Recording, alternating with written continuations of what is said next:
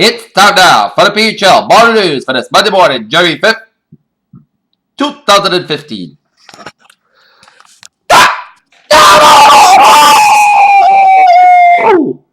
Welcome to Monday morning, back to work, back to school, January 5th, 2015. Here are your news and I, there and I, top story here at 7:45. Here is in Washington, where it's accused. Now, top story at 7:45. Here is in Boston, where the Boston Marathon Bob Trout will get underway Monday as potential jurors begin to wrap it at federal court, where a panel of 12 will ultimately decide whether 21-year-old suspect Johar Zardev is executed. Senate Republicans on Sunday just asked for taking through a champion suggested a willingness to work with President Obama and John Gorfin over key issues, but also said that he must meet them halfway. A U.S. hedge fund founder was shot to death in his New York City apartment in Manhattan section on Sunday, and New York police are seeking his son for questioning, authorities said. Wildcard winners, Cam Newton assaulted for less than a month removed from his traffic accident on a vehicle, allowed him to become the third quarterback from the 2011 draft class to win a playoff game followed. Wait for it, TJ. Teresa Gaides began a federal prison sentence on Monday as a married mother of four who rose to fame via Bravo. The Real Housewives of New Jersey in 2009 left the Montfield Township mansion shortly after midnight to the back seat of a black SUV to serve a prison sentence in Connecticut. The euro weakened to almost a 9-year low as the debate on Greece's membership of the currency union deepened as a sell-off driven by central bank stimulus. In Kabul, Afghanistan, a car packed with explosives detonated Monday near a convoy of foreign vehicles in Kabul. More than at least 6 civilians, police said. China has launched a protest with Pyongyang after reports of a North Korean army deserter killed 4 Chinese nationals during a robbery in the Chinese border city of Heilong last month.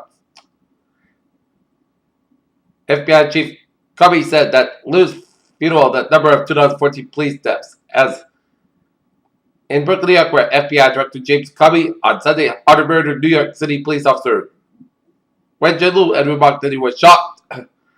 Eliza Del Cruz is seen on a day for provide a Long Beach Police Department as baby abducted from Southern California home to Judith found dead.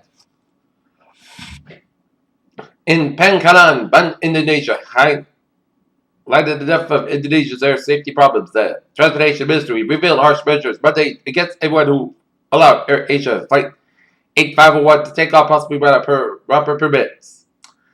Francis Machado, who supported Greek Prime Minister Antonius Samaras in national elections in 2012, made a representative open for him as he fights for political survival.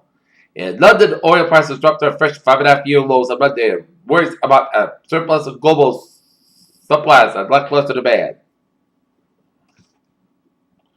Maryland drivers paid $2.41 a gallon. Take a look at stock market report here on this Monday morning. Here's Dow Jones 17,832.99, up 9.92. S&P 500 2058.20, down 70 cents, and Nasdaq 4726.81, down 9.24.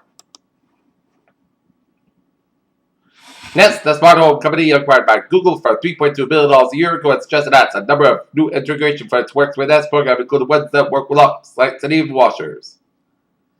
NVIDIA has betted that its new mobile superchip will help truly achieve self-driving cars, reflecting a new direction of the company from its traditional market of mobile devices. Hollywood kicked off its new year on a positive note with 3 films vying closely for the weekend box office title that nevertheless remained with Hobbit the Battle of the Fire Armies for the third straight week in a row. Marvel's Ant-Man movie star Pearl Retta Scott Lang, a pretty incredible who acquires the ability to shrink in size by increasing strength and become a superhero known as Ant-Man. Emma Stone extends campaign run by 2 weeks as critics and audiences were impressed by Stone's performance, so the actress has stayed out for 2 extra weeks. In rocketry, what goes up usually comes down in pieces. The cost of getting it to orbit is exorbitant because the rocket with its multi-million-dollar engine ends up to ash in the ocean after one launch. An unusual have limited small caves and into Pacific Coral reefs produces flashes of light that help it fed out predators and perhaps attract prey, and new research has found. An American healthcare worker who experienced a high risk of exposure to the Ebola virus while in Sierra Leone was flown to a hospital in Nebraska yesterday for evaluation and possible treatment, according to a hospital official. Sepra Incorporated moved a step closer to its approval of its lead antibiotic Sulfagrim after an oral version of potential blockbuster met the main goal of the late-stage trial.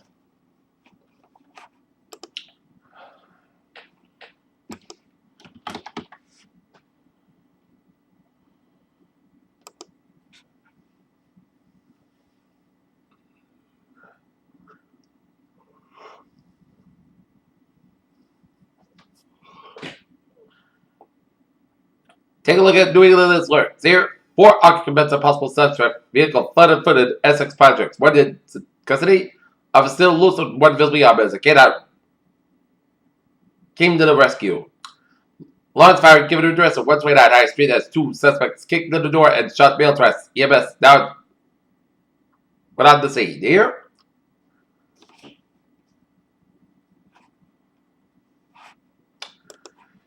Here, Channel News Time, 7:51. Take a look at sports. Here, Stuart Scott, the legendary ESPN anchorman, dead at the age of 49.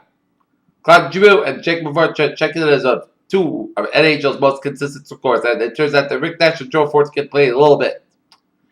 At that 2015 Major League Baseball Hall of Fame voting results will be announced on Tuesday, and if not that much else. We already know that the spelling was the most intriguing in history of the prestigious building at 25 Main Street in Cooperstown, New York. In St. Louis Rams order, St. Frankie says he will build a stadium in the Los Angeles area, according to the Los Angeles Times. And yesterday, the Boston Bruins dropped the shootout loss to the Carolina Hurricanes out of Raleigh, North Carolina, 2-1. And the Boston Celtics will be at the TD Garden to take on the Charlotte Hornets. Peter Chell, news time, 7:52, time now for Trevor Gordon. It's back to work, back to school Monday on this Monday morning here at Southeast Expressway and the northbound side. It's backed up from the split all the way down to Dorchester.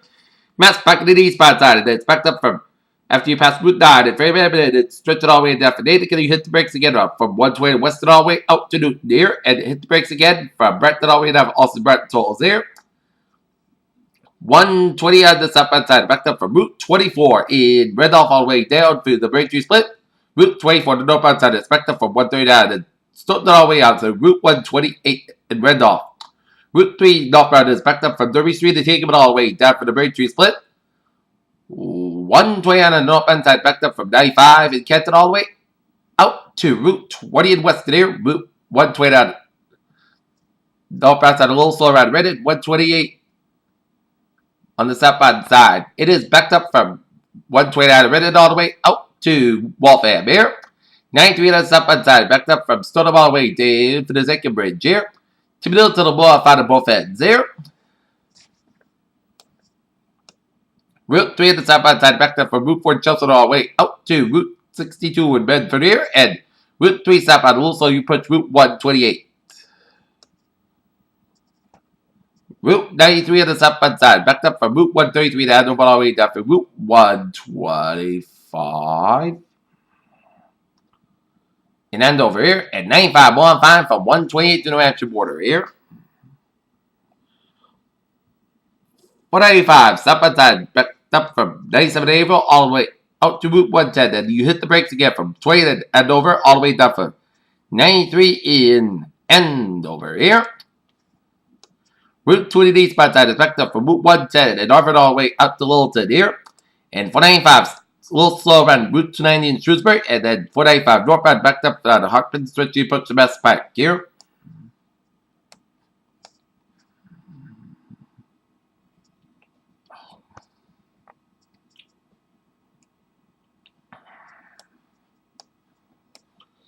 And then take a look at the Worcester area highway commute here. 290 on the eastbound side, a little slow around that side Worcester section here. 146 on the northbound side, a little slow you approach 290 in Worcester here. And take a look at the Providence area outlook here. 195 on the eastbound side, it's slow from Route 103 in Somerset all the way down from Raglan Bridge and Fall River. 146 southbound that's backed up from Route 15 to North Providence all the way down for downtown Providence here.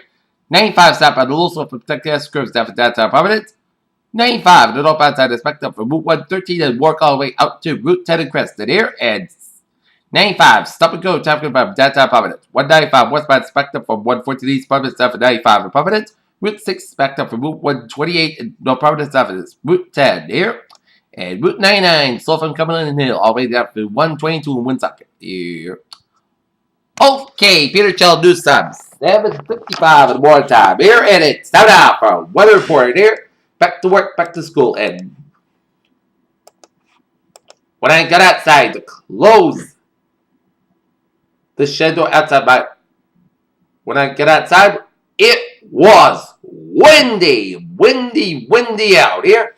As we have a wind advisory in effect until 7 p.m. Eastern Standard Time this evening, as the National Weather Service said talked to the additional wind advisory, which is in effect till 7 p.m. Eastern Standard Time this evening, as location all Massachusetts, but out in northern Connecticut here. Winds west by 20 to 30 miles per hour, wind gusts up to 50 miles per hour, and time and strongest winds will occur from just after sunset to about sunset. From sunrise here. Impacts winds this strong are capable of some small tree limbs and branches and possible cause of isolated power outages here, and driving can also be difficult, especially for high-profile vehicles here. As the wind advisory is issued when sustained winds are forecasted to be 31 to 39 miles per hour, gusts will range between 46 to 57 miles per hour. Winds and strong capable of driving some small tree limbs and branches, possibly causing isolated power outages here, and driving can also be difficult, especially for high-profile vehicles here. Day 1 today to that wind advisory, and there will be some scattered snow squalls developing late this morning, throughout the afternoon. Some squalls may reduce visibility and affect the evening commute. Day 2 for 7, Tuesday for Sunday. Tuesday, light snow may accumulate 1 to 2 inches before tapering off Tuesday evening. There be a low probability that snow accumulation may reach an advisory criteria 3 inches. Wednesday, local heavy snow squalls are possible Wednesday afternoon as an electric event moves across the region.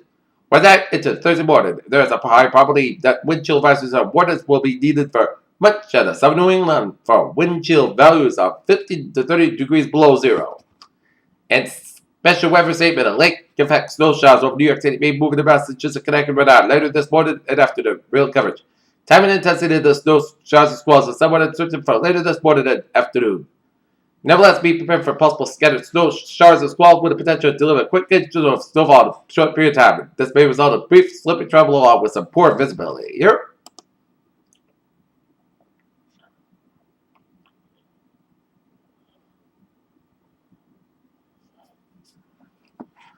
Alright, let's take a look at our 7-day forecast. It goes like this. For today, scattered snow showers mainly between 1 p.m. and 3 p.m. Increasing clouds but high temperature falling around 27 degrees by 5 p.m.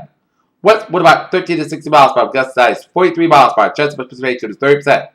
Total daytime circulation less than half an inch possible. Tonight, most of the coast got low about 12 degrees. West wind about 5 to 10 miles per hour, gust size 30 miles per hour. For Tuesday, chance of snow may after 11 a.m. Increasing clouds with a high near 22 degrees. Some light southwest wind, chance of precipitation is 40%. No snow accumulation less than 1 inch possible. To that, a chance of snow maybe before 8 p.m. Most of the clouds got low about 42 degrees. Light west wind, chance of precipitation 30%. No snow accumulation less than half an inch possible. Wednesday, slight chance of snow showers after 9 a.m. South skies high about 27 degrees. West wind about 5 to 10 miles per hour. Chance increasing to 12 to 17 miles per hour in the afternoon. Chance of precipitation is 20%. Wednesday night, Pocahontas got low about 1 degree below zero. Thursday, South got about 14 degrees. Thursday, a chance of snow showers. Most of the clouds got low around 11 degrees. Chance of precipitation is 30%. Friday, chance of snow showers. Parts of the sky about 29 degrees. Chance of precipitation is 30%. Friday, most of the coast got low about 13 degrees. For Saturday, most skies got about 26, low about 17 degrees. And for Sunday, parts of the sky about 33 degrees. No temperature standing at 40 degrees with clear skies and a few clouds. And that's going to be for the period chill. Morning news on this Monday morning, January 5th, 2015. I'm Peter Wednesday. Have a good day, and we'll see you later. Bye-bye.